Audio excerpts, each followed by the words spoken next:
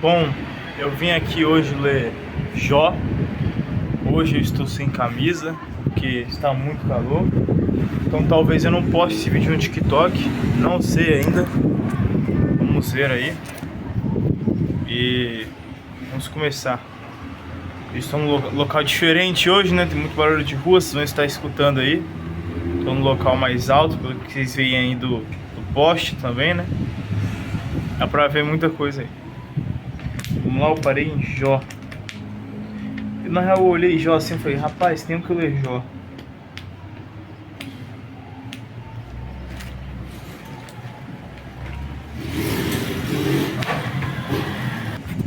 Beleza, vamos começar aqui, vamos ler Jó. Vamos ler aqui. Resposta de Jó. Vocês me insultaram. Vai ser Jó 19, versículo 1. Então em resposta Jó disse: até quando vocês vão ficar me atormentando e me ferindo com as suas palavras? Vocês já me insultaram várias vezes. Será que não se envergonham de me tratar tão mal? Mesmo que eu fosse culpado, será que o meu erro prejudicaria vocês? Vocês pensam que são melhores do que eu? E acham que a minha desgraça prova que sou culpado? Deus me atacou com desgraças, pois fiquei sabendo que Deus foi injusto comigo. Foi Ele que armou uma armadilha para me pegar. Eu protesto contra a sua violência, mas ninguém me ouve. Eu peço ajuda, porém não existe justiça. Deus fechou o meu caminho com um muro, de modo que não consigo passar. Ele cobriu de escuridão os meus caminhos. Deus tirou toda a minha riqueza e destruiu a boa fama que eu tinha. Ele me atacou por todos os lados até acabar comigo, e arrancou pelas raízes a minha esperança. A sua ira contra mim queimou como fogo. Ele me tratou como se eu fosse um inimigo. Ele me atacou com desgraças, como se fossem tropas. Elas cavaram trincheiras e acamparam em volta da minha casa. Os meus parentes e amigos se afastaram. Deus fez com que os meus irmãos me abandonassem. Os meus conhecidos me tratam como se eu fosse um estranho.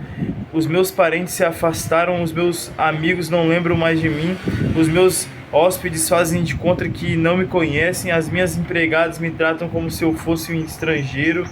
Chamo um empregado e ele não me atende, nem mesmo quando peço alguma coisa por favor. A minha mulher não tolera o mau cheiro da minha boca.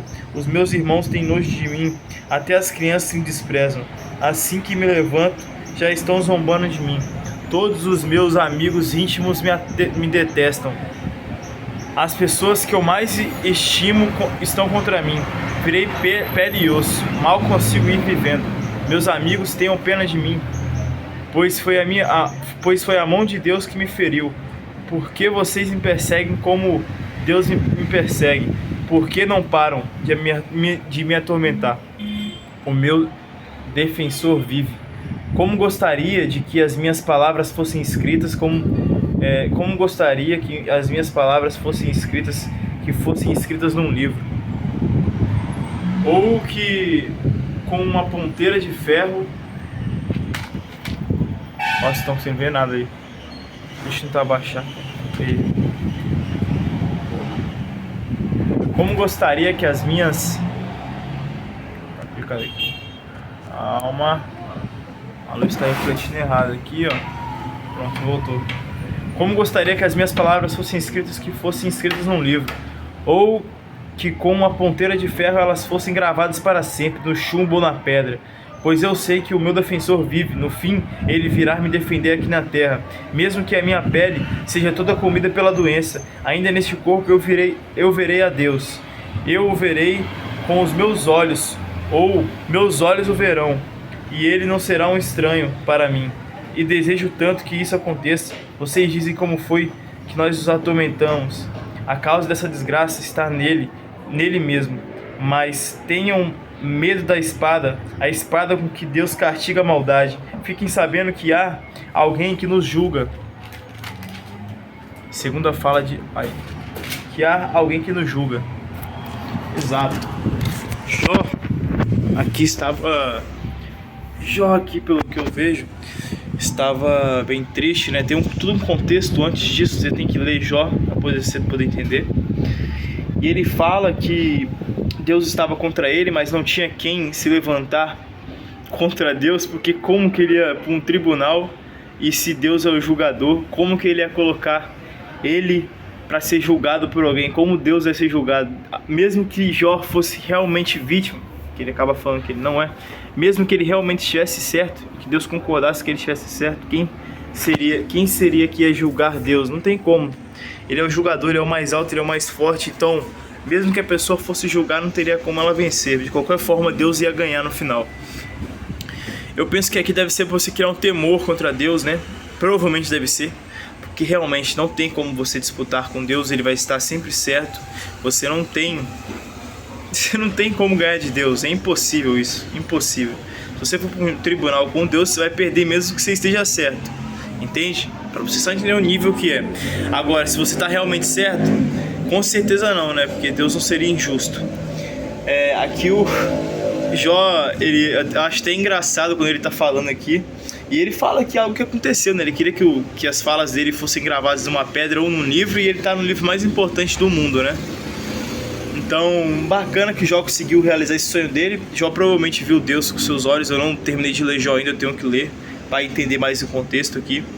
Eu peguei, parece que algo no meio assim do livro, né? Mas eu senti que eu deveria ler Jó. Algumas pessoas querem estar mais certas que Deus, mesmo não estando, querem mudar a palavra de Deus, falando que Deus não julga, sendo que Deus julga sim. E estão mudando o Primeiro Testamento, né? Estão mudando o Antigo Testamento.